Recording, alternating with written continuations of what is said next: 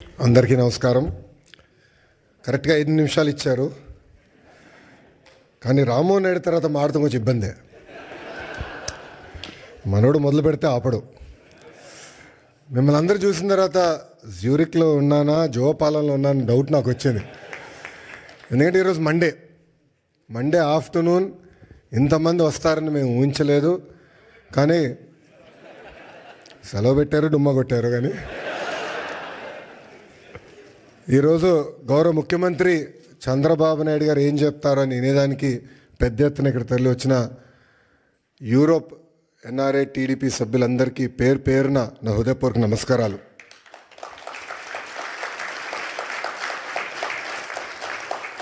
తెలుగు జాతి సత్తా ఏంటో ఢిల్లీకి వినిపించిన వ్యక్తి విశ్వవిఖ్యాత నరసార్వభౌమ స్వర్గీయ శ్రీ నందమూరి తారక రామారావు గారు. తెలుగు జాతి సత్తా ప్రపంచానికి వినిపించిన వ్యక్తి మన ప్రీతమ నాయకుడు చంద్రబాబు నాయుడు గారు. చంద్రబాబు నాయుడు గారు ముఖ్యమంత్రి అయినప్పుడు కరెక్ట్గా నేను 8th క్లాస్లో ఉండే. నాకు ఇప్పుడు కూడా ఆ 10 సంవత్సరాలు 94, 95 నుంచి 2004 వరకు మనం ఒకసారి చూస్తే ఒక్క ఫోటో సమ్మప్ చేస్తుంది ఆయన పరిపాలన. న్యూయార్క్లో వర్షం పడుతున్న సమయంలో ఆయన చేతిలో ఒక ఫైల్ పెట్టుకుని, చంకులో ఫైల్ పెట్టుకుని బ్యాగ్ మోసుకుంటూ నడుస్తూ ఉంటారు ముఖ్యమంత్రిగా. ఆనాడు ఆయన విజన్ 2020 అంటే చాలామంది ఎగతాళి చేశారు. కానీ ఈరోజు తిరిగి వెళ్ళి హైదరాబాద్లో చూస్తే ఆయన చెప్పిన ప్రతి మాట ఈరోజు నిజమైంది.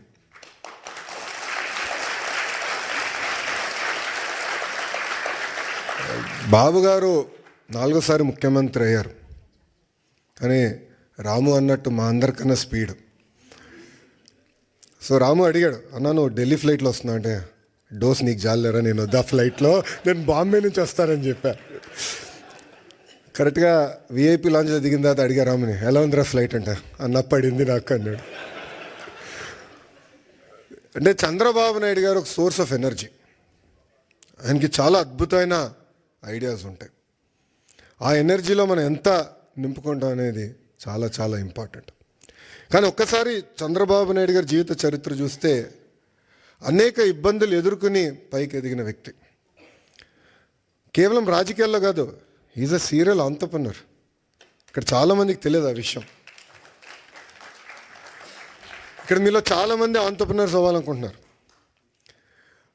ఆయన సుమారుగా 4 కంపెనీలు స్టార్ట్ చేశారు, 3 ఫెయిల్ అయినాయి. 4వది హెరిటేజ్ ఫుడ్స్. 3 ఫెయిల్ అయినాయని ఆయన ఏనాడు బాధపడలేదు, ఇబ్బంది పడలేదు, ఇంట్లో పడుకోలేదు. ఎట్టి పరిస్థితులు సక్సెస్ అవ్వాలని ఆయన వెళ్ళారు. రాజకీయాల్లో మనం చూసాం, ముఖ్యమంత్రిగా దేశం మొత్తం ఆయన వైపు చూసే విధంగా ఒక నాయకుడిగా ఆయన ఎదిగిన. రాజకీయాల్లో హైస్ ఉంటాయి, లోస్ ఉంటాయి. ఆయన ఎప్పుడూ ఆయన హైని లో ఎటు తీసుకున్నారు అట్టనే తీసుకున్నారు. వాస్తవంగా మాకు లోయెస్ట్ పాయింట్ బాబు గారిని అరెస్ట్ చేసినప్పుడు, బహుశా ఇక్కడున్న అందరు కూడా అది మన జీవితంలో లోయెస్ట్ పాయింట్. నేనున్నాను అక్కడ,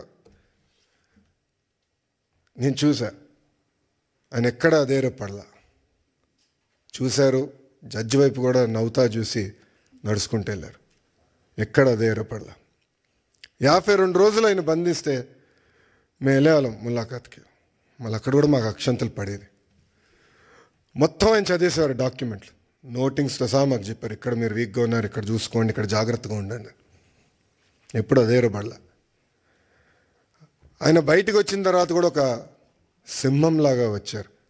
ఆ విజువల్స్ మనందరం చూసాం.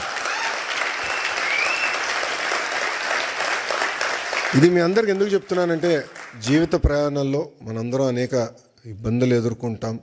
ఒక ఆంటర్‌ప్రెన్యూరల్ జర్నీ అవ్వచ్చు, పొలిటికల్ జర్నీ అవ్వచ్చు, మనందరం అనేక ఇబ్బందులు ఎదుర్కొంటాం.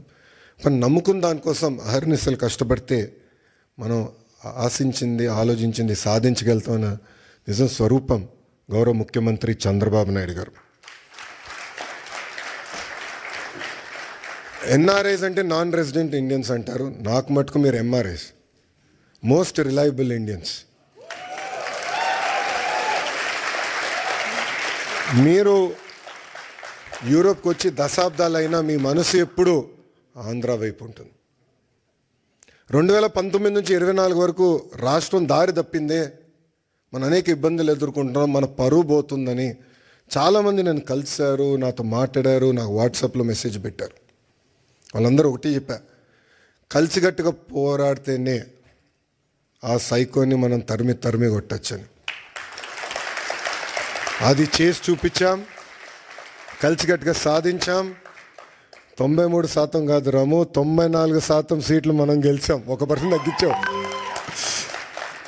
అది మనందరి కృషి. ఆ 5 సంవత్సరాల్లో ఇక్కడున్న మీ అందరి సహకారంతో అనేక సంక్షేమ అభివృద్ధి కార్యక్రమాలు కూడా మనం చేశాం. అమరావతి ఉద్యమం కానివ్వండి, దాని తర్వాత ఇప్పుడు చూపించినట్లు యుక్రెయిన్లో తెలుగులు ఇరుక్కుంటే వాళ్ళని తిరిగి భారతదేశానికి తీసుకొచ్చి బాధ్యత తీసుకున్నాం.